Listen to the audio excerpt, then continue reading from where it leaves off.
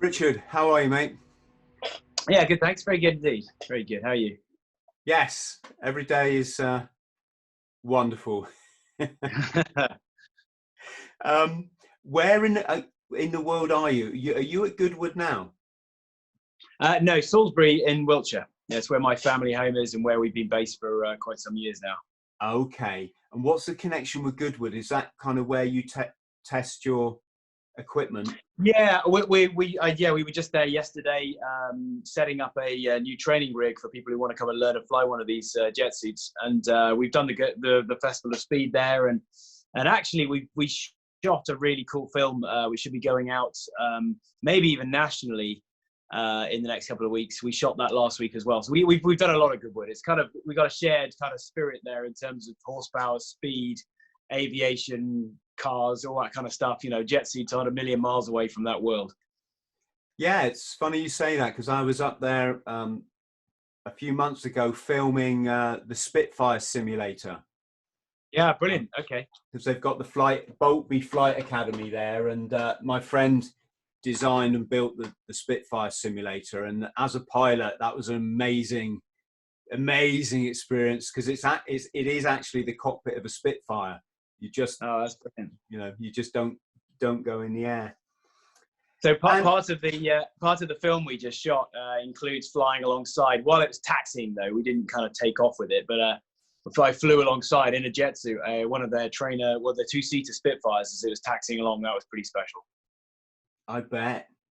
And Richard, can we go back to your RMR time in the RMR? Yeah. Just because we get a lot of sort of people listening that have some sort of interest in the military, or yesterday I spoke to a veteran for peace, which was a really productive chat. So can you tell us how did you join the RMR or why? Yeah, so I when I was at university, I had a place to go to Sandhurst, and that was kind of one of my main plans. And then having met my now wife at university, and this is some time ago. I mean, I graduated back in 2001. And also spent a lot of time in the RMR at university doing, the OTC, the Officer Training Corps at university, doing a lot of stuff there. I kind of got a bit tempted to think, well, why don't I look at the commercial world and go down the route of frankly making some money, and I ended up joining BP, the oil company, and ended up with a 16-year career as an oil trader. So that worked out quite well from that front.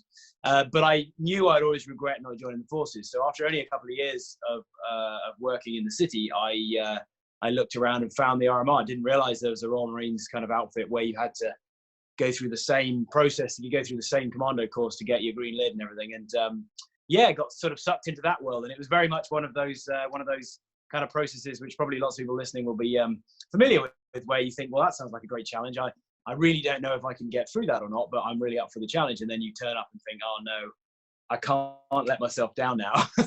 I've got to see this through. And the RMR is quite a torturous process in that you've got to go through the equivalent of Lympstone, the full year that you're down there as a regular soldier. You've got to try and pack that into your free time evenings and weekends and still pass the commando course. So it usually takes a couple of years, and trying to dig yourself out on a Friday night from a tiring week at work to go and get kicked around the wet and cold for a weekend is quite tough. But anyway, yeah, got my lid and spent 6 years with the RMR.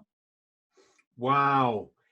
It's great you say all this, because I get asked this question a lot by people that wanted to join the Marines when they're younger, but they never did. And they said, what could I do? Am I too old to join now?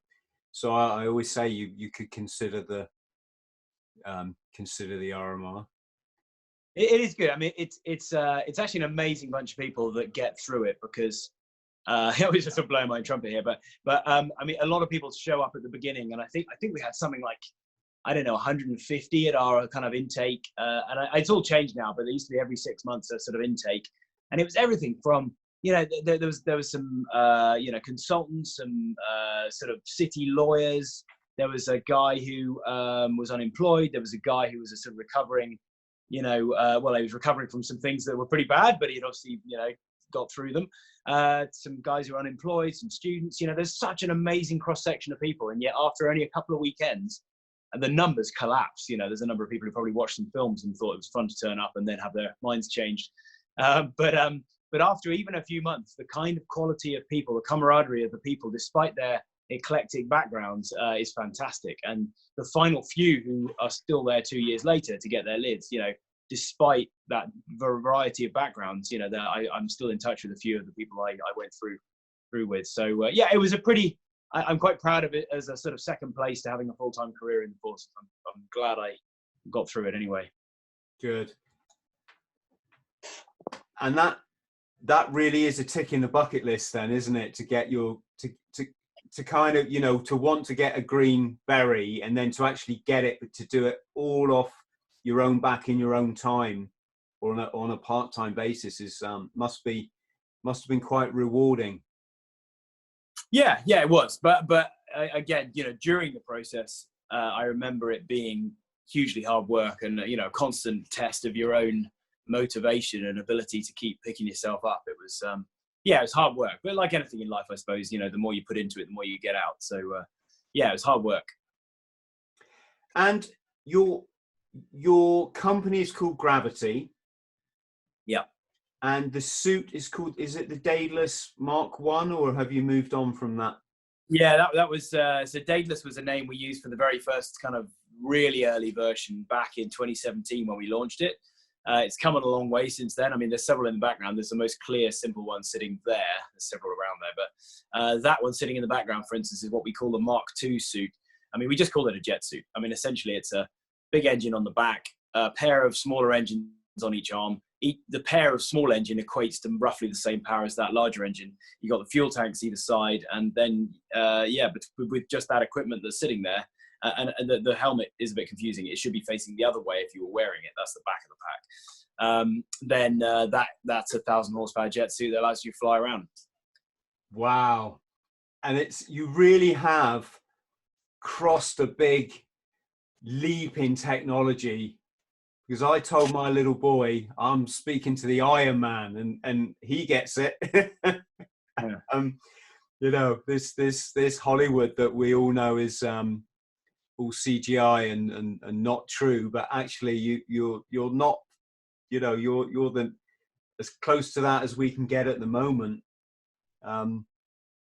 Yeah, pretty much. I mean, it's you know, you're obviously not using the kind of fanciful form of propulsion that they have in the film.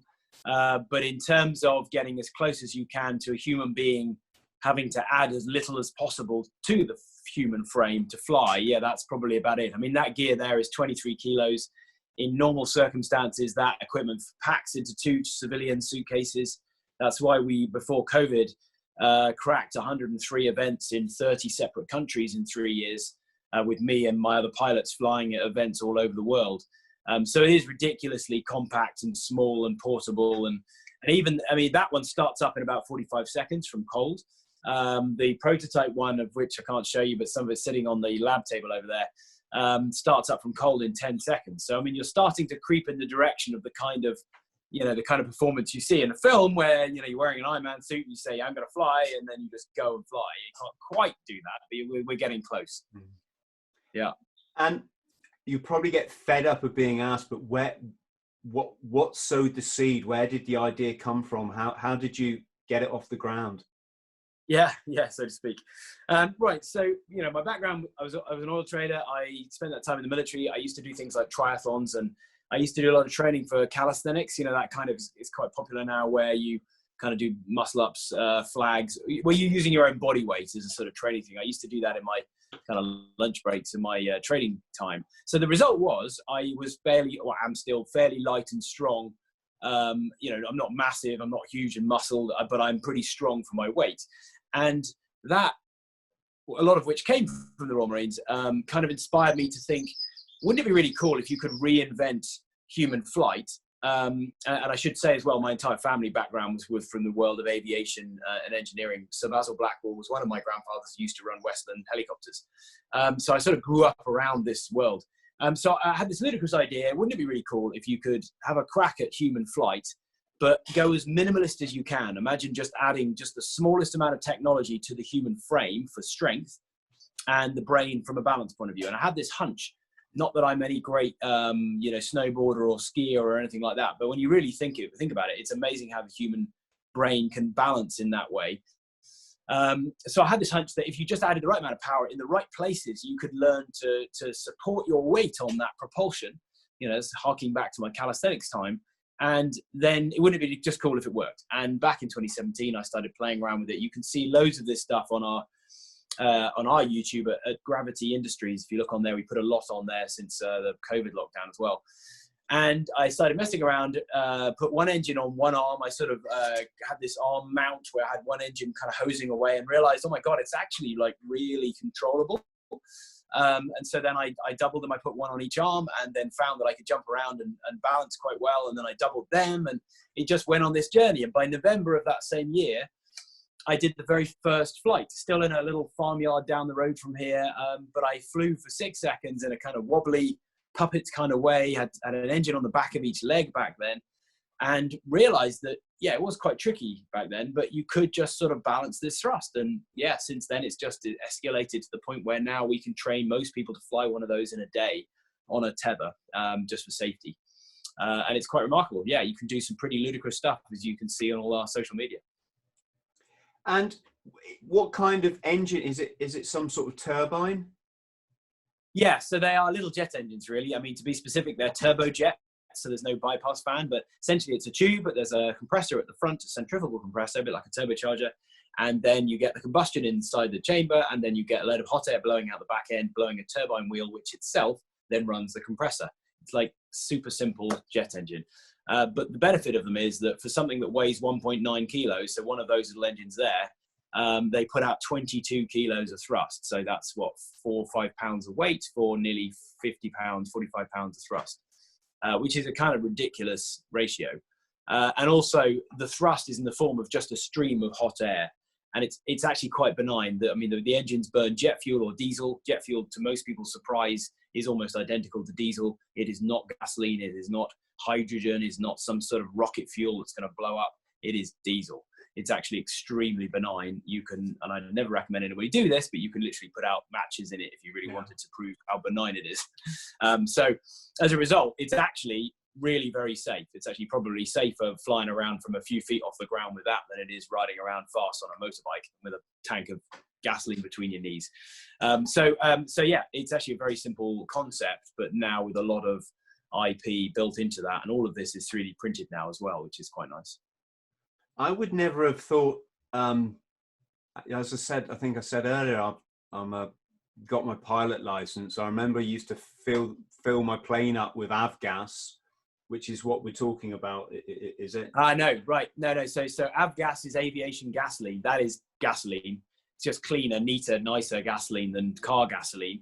You've got two populations of fuels. I was in the oil industry, so I should know a little bit about this. So you've got the gasoline kind of fuel, so avgas and gasoline, and then you've got diesel and jet fuel.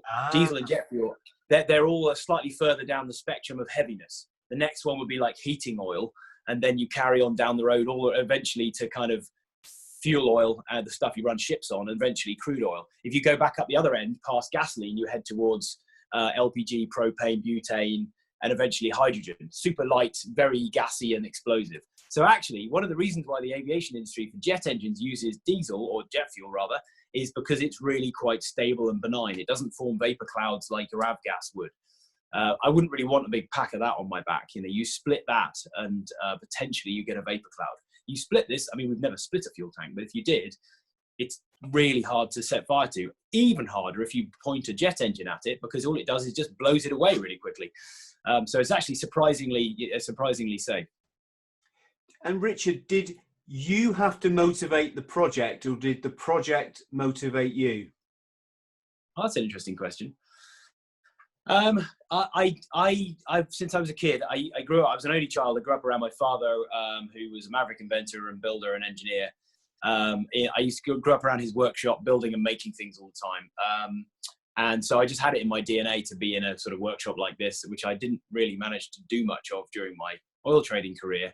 But I love the whole ethos of taking an idea, it's probably in a childish kind of way, getting excited about it, and then going off and quickly trying to build something around it and trying to get my hands dirty with the prototype. That whole process is very natural to me. I'm also very used to being disappointed by many of these ideas never working and never going anywhere. That's a critical part of being I suppose, a pioneer or an inventor or an entrepreneur or whatever. You've got to get very used to things breaking and failing and not working very well at all. So yeah, this journey is I'm quite familiar with this as a sort of pathway.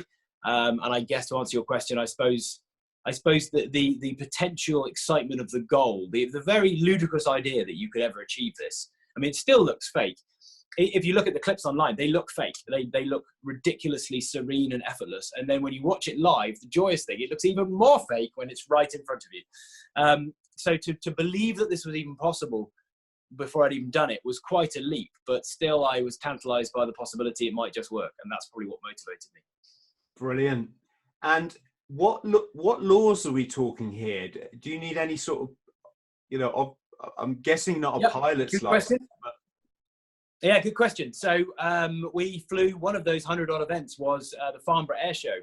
As you probably know, one of the most illustrious, once every 2 years, really high profile military and civilian air shows. And they asked us to fly there, and they got the CAA on board, Civil Aviation Authority in the UK.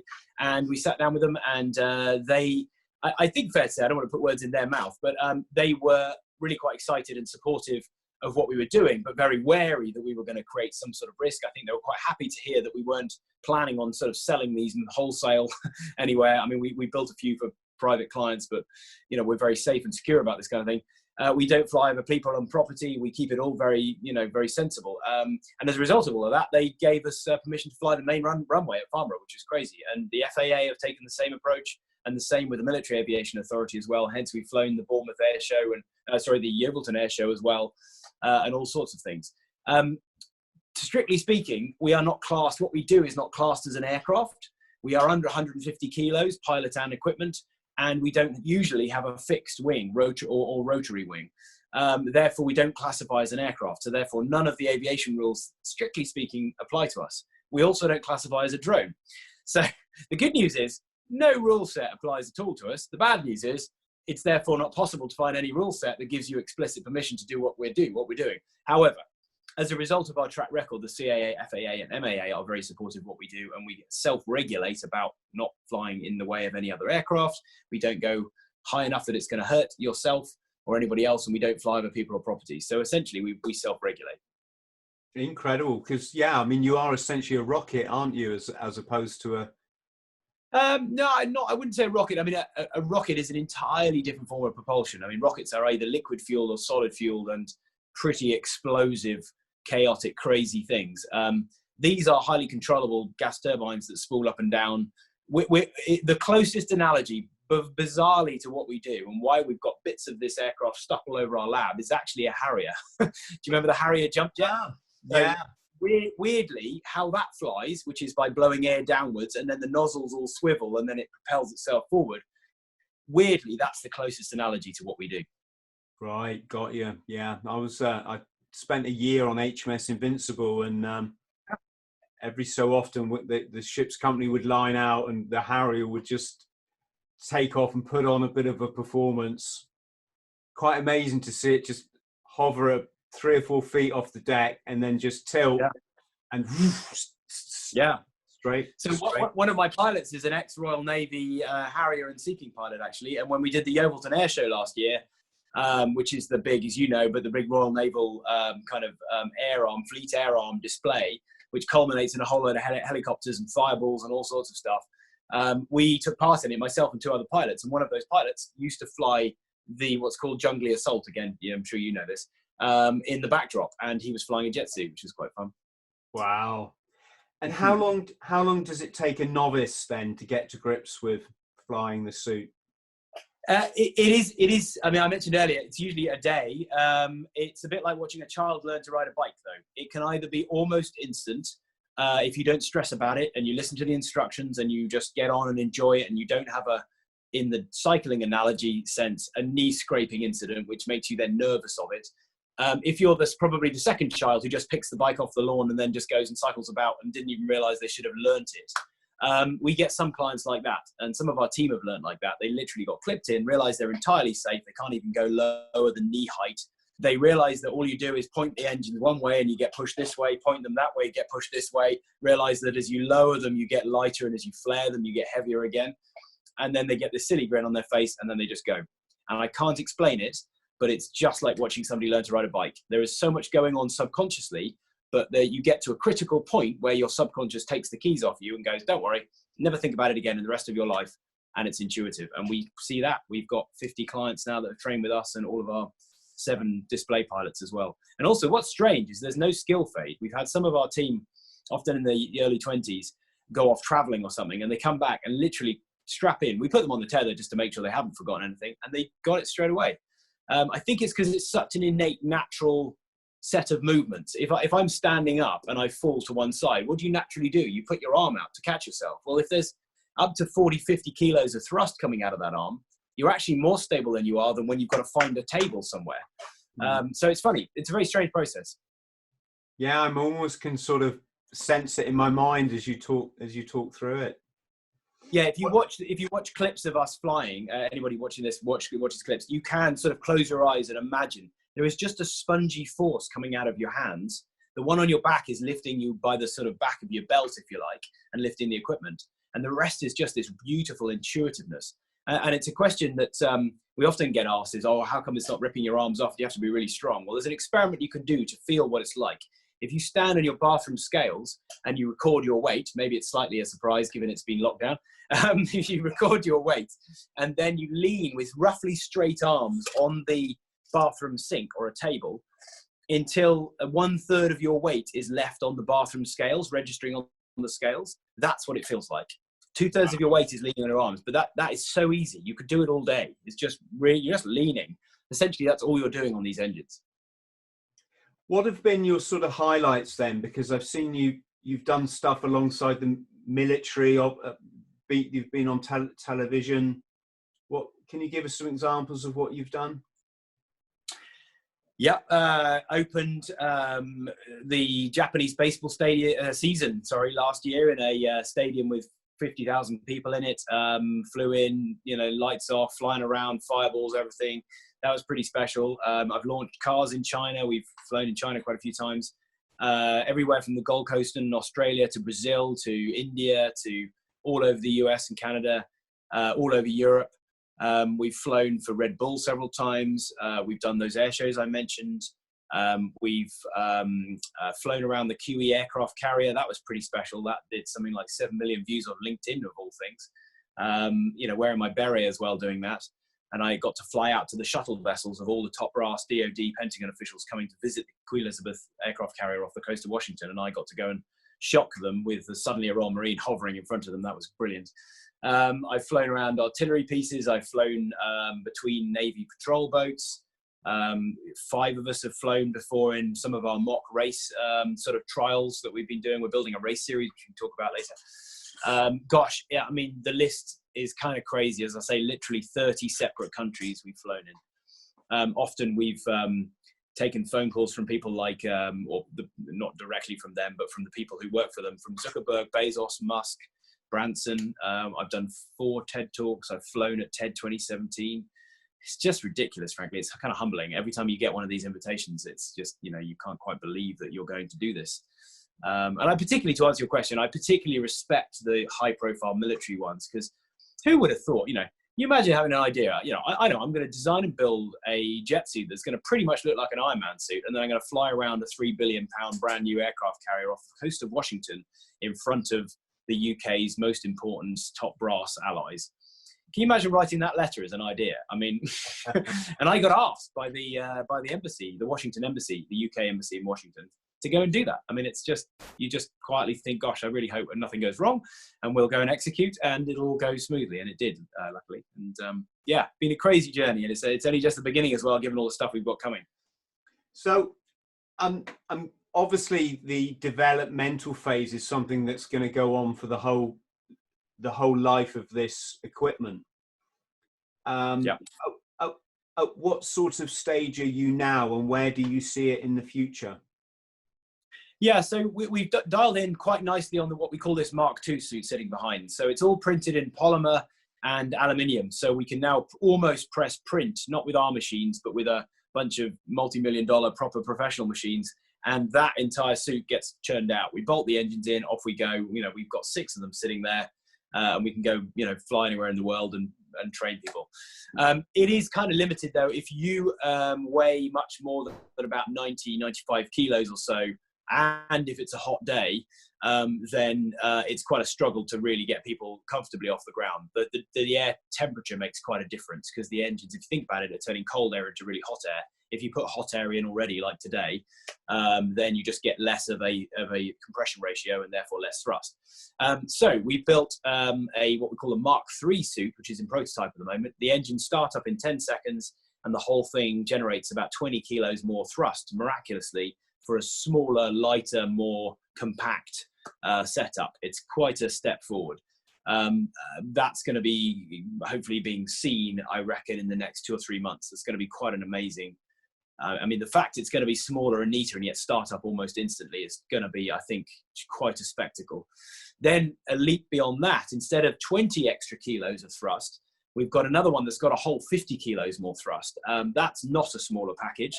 It's a little bit bigger than the Mark II one, but it's a monster. It can carry a very large Royal Marine with a lot of equipment, or an awful lot of fuel, and carry you a long, long way.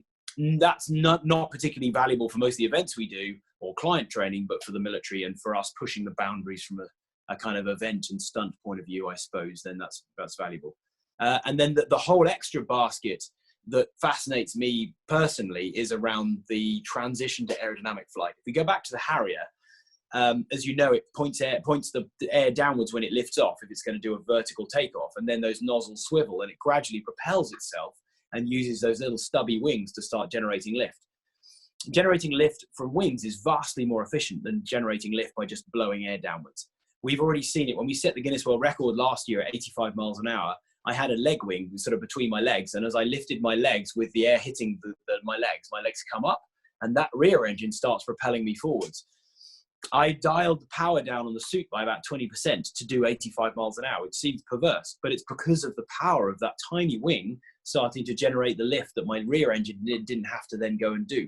So imagine if we scale that further and further forward. We should be able to kind of scissor out and deploy a beautiful little wing system and sit there on possibly as low as 30% throttle, traveling as fast as we dare over water, to be clear, 80, 90, 100, 120, kind of lower end wingsuit speeds, but using less fuel. So just imagine what that does to our range. All this world is coming, by the way. This is not a fanciful, I could say, flight of fancy. This is all kind of real in the pipeline. So yeah, I'm very excited about all this stuff. And frankly, lockdown has given us quite a bit of time to progress quite quickly on this stuff. You do know, if you let a Royal Marine in that suit, other than your good self, it's going to get broken or lost. Yeah, I know. Well, it has dawned on me that we sold the last one of these for about £340,000, but realistically, we can do this more efficiently for the military. Let's put it that way. We can probably give a bunch of Royal Marines this almost superhero degree of mobility for a cost that's less than they tend to use in terms of pointy, blowy, uppy things that they don't get back again.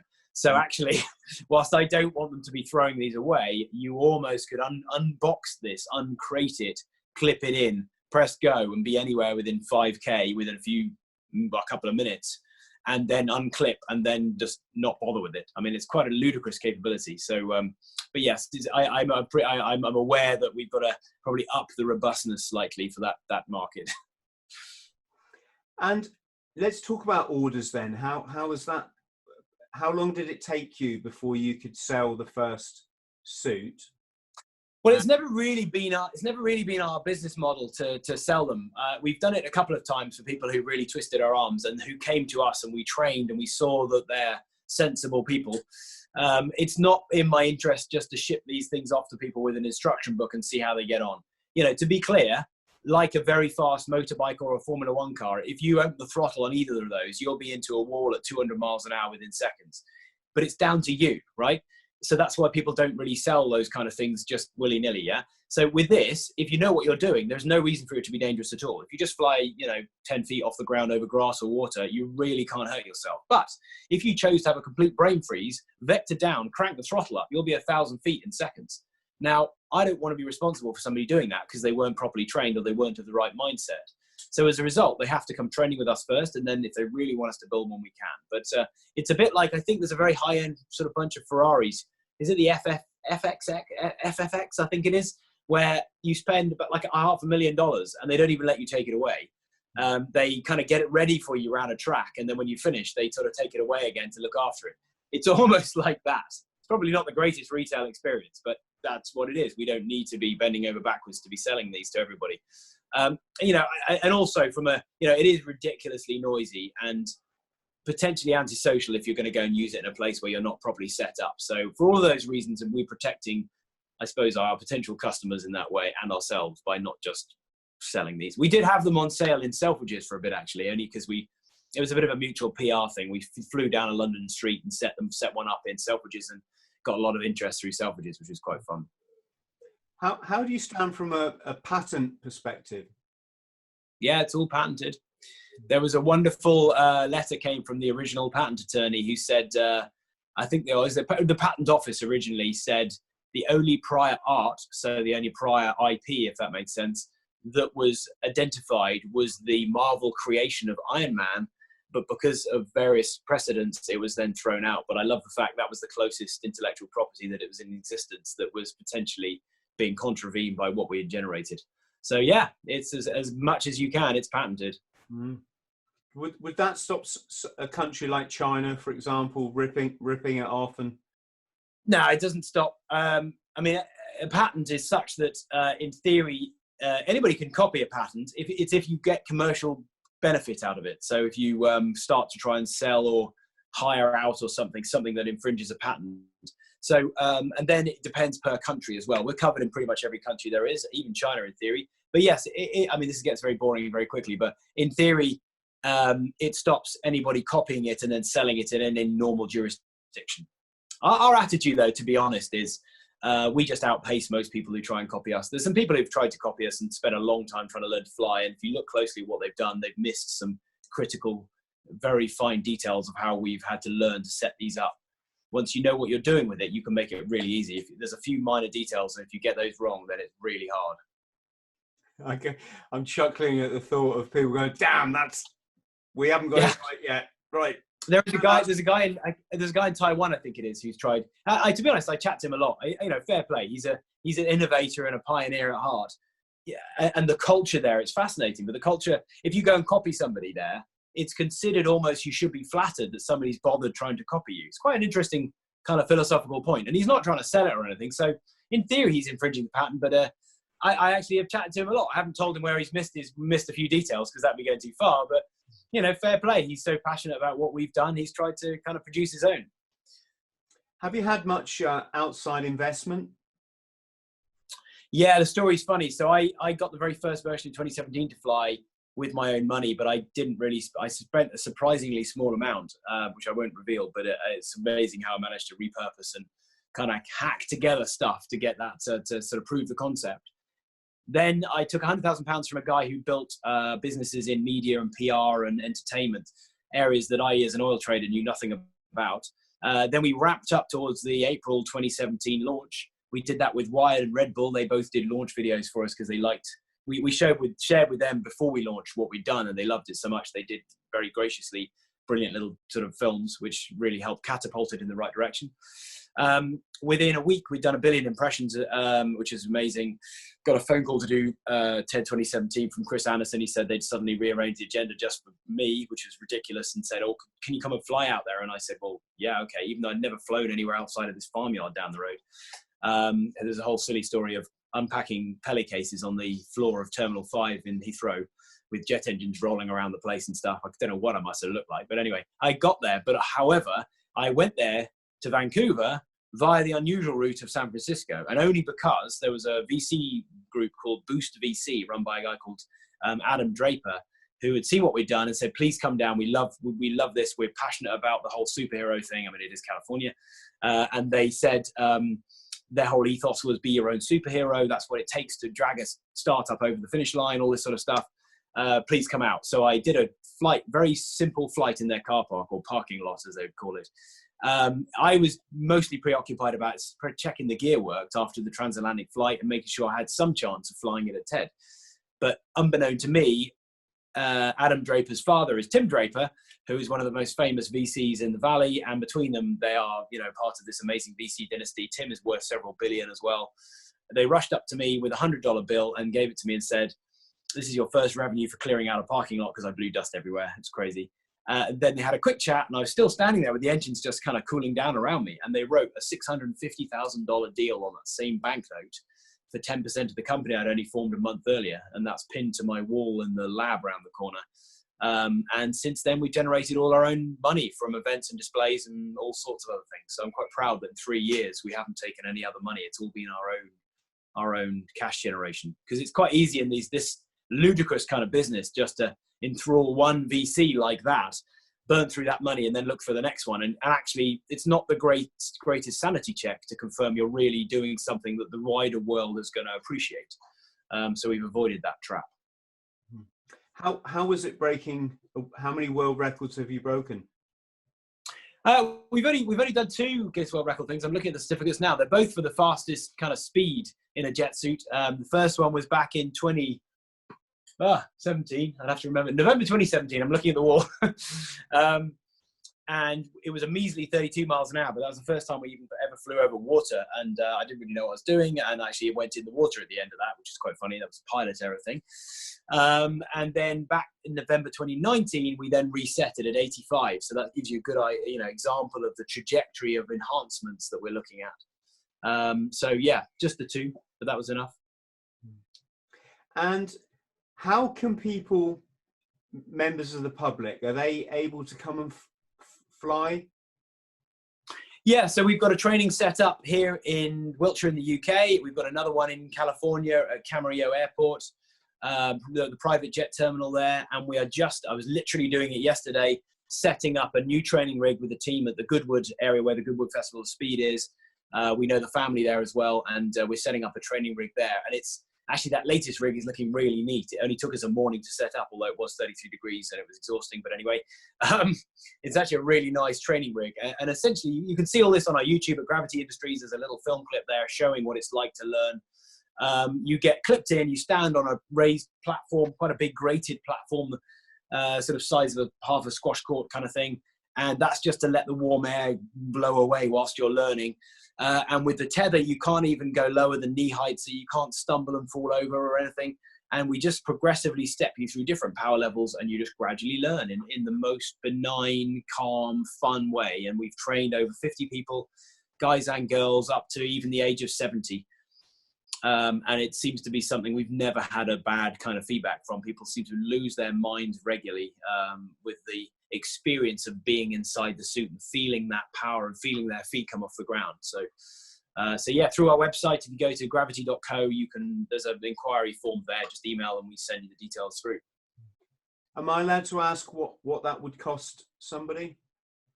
Yeah, it's around £5,000 or so for a day, potentially sharing up with a couple of other people that are also paying that, or you can share your time with a couple of others. It's pretty expensive, but then it's competing with those kind of events I mentioned that were paying us $100,000 for 3 days to go out and do an event. So it's, if I may say, we have to just allocate our finite amount of time between R&D, between events and training people. And there's just not enough hours in the day to fit all the things in that we should be doing. So that's the price at the moment. It'll get gradually cheaper, especially with things like we've got an electric version that we built, that if we can work out how to power it from the ground in a sufficient way, then you could do a sort of training day with the electric version to learn that and then graduate onto the jet version in the afternoon. That would make it cheaper, for instance. Yeah. So yeah, that's what it is. So on the YouTube video, Richard, I'm going to put all your links below it. But for people listening on iTunes, where can they get hold of you? How can they follow you on social media? Yeah, thank you. Yeah, so YouTube search for Gravity Industries. On most other social media, if you look for Take on Gravity, like you're fighting it, Take on Gravity, particularly on Instagram, we've got an awful lot of clips on there. And thanks to Instagram being the perfect platform for no attention span, you've got lots of 10-second, 5-second little clips, examples from all over the world of what we've been doing. So that'd be a nice compliment to trying to work it out from listening to this. Brilliant. Richard, you've been an amazing guest. Thank you ever so much. I know you're an incredibly busy entrepreneur, inventor. And so thank you for taking the time out to chat on the T-shirt podcast. To our friends at home, please like and subscribe if indeed you do like. Thank you for watching another edition of the Bought the T-shirt podcast. Massive love to you all. Please take care. Hello friend, I hope this finds you well. My name's Chris THRALL. I'm a former Royal Marines Commando, and I fought my way back from chronic trauma and addiction to live, work and travel in 80 countries across all 7 continents, achieving all of my dreams and goals along the way. Now I pass my simple system on to other people, but I can only help you if you like and subscribe. So please do so, because you get one life, and if you live it right, one is enough.